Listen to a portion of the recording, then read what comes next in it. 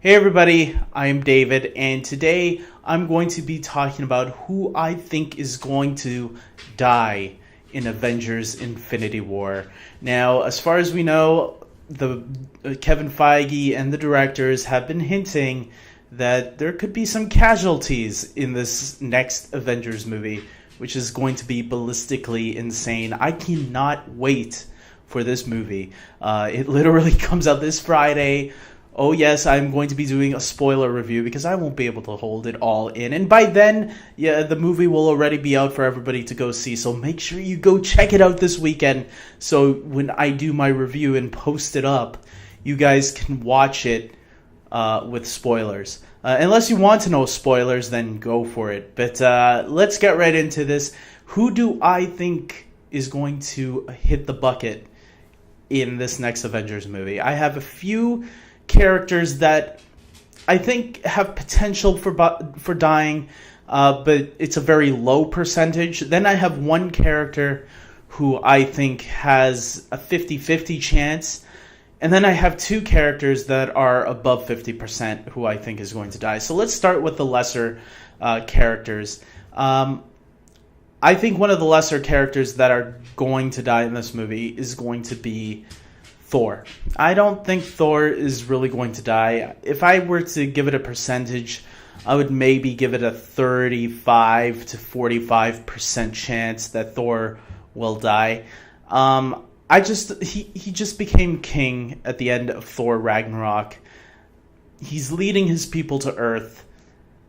I think a lot of Asgardians are going to die in the beginning, but I don't really think Thor will, but I wouldn't be shocked, if they do kill him off.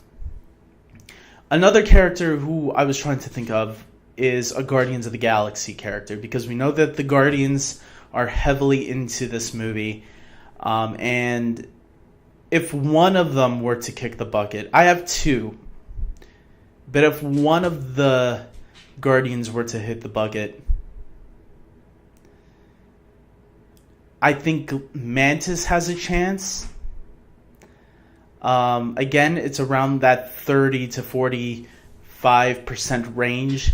I don't really think they'll kill off Mantis, especially since she was introduced in Guardians of the Galaxy Volume 2, and I can see them having more fun with her character in Guardians 3 along with Drax. I was thinking of putting Drax there too, but I just don't see them killing off any of those main Guardians characters like Star-Lord, Groot, Rocket, Gamora. I don't see them killing any of those ones off. I do see them killing, here's my 50-50% chance, I do see them killing Nebula off. She's another Guardians character. I think out of all the Guardians characters that are most likely appearing in this movie, that we know that are appearing in this movie, I think she has the most chance. I feel like her story with Gamora is wrapping up and has been leading to this moment with her teaming up with Gamora to take down her father, their father. They already established their bond in Guardians of the Galaxy Volume 2, so it will only make sense if Gamora is not going to die, then Nebula, I think, will be that sacrifice to show her love for her sister. Going up against, I guess, their brothers are as well, right? Because the Black Order are supposed to be the sons of Thanos, so we'll see how it all goes down. It's almost here, so... now here, the next two characters are my most likely to die characters. Let's start off with my 75% chance character. I think Captain America is going to hit the bucket in this one. There is a 75% chance that I think Captain America is not making it out of this movie alive. If you've been watching since Captain America the First Avenger, then going into the Avengers, then into Winter Soldier, and then into Age of Ultron, and finally Civil War, I feel like if you really pay attention to his story arc, it just makes sense by this point that Cap makes the ultimate sacrifice. One scene in particular kind of tells me this, is in Age of Ultron when Scarlet Witch puts the spell on some of the Avengers.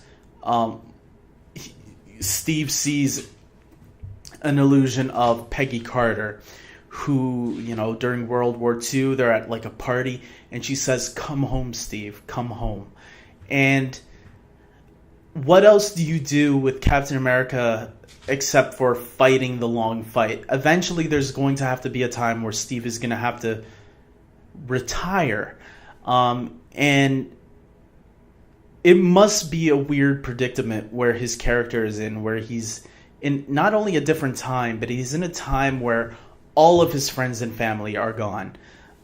So people that he used to know. Now, yes, he has established a new friends and new family. You know, the Avengers can be considered his family.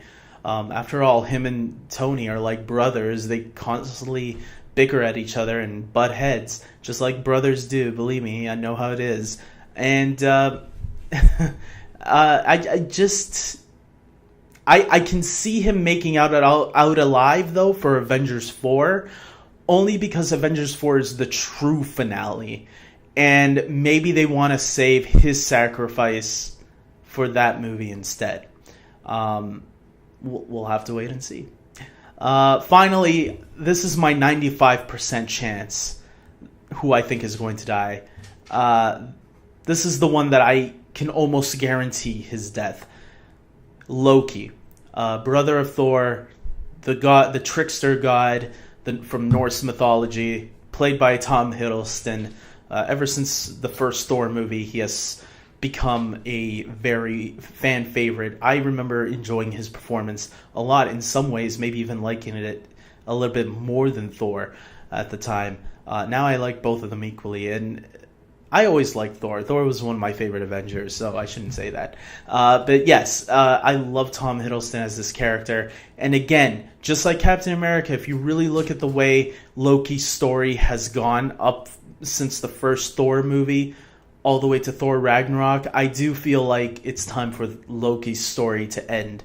I do think he has started off as a villain, and I think he's going to die the hero. As the Dark Knight, as the line in the Dark Knight is, you either live long enough to see yourself become the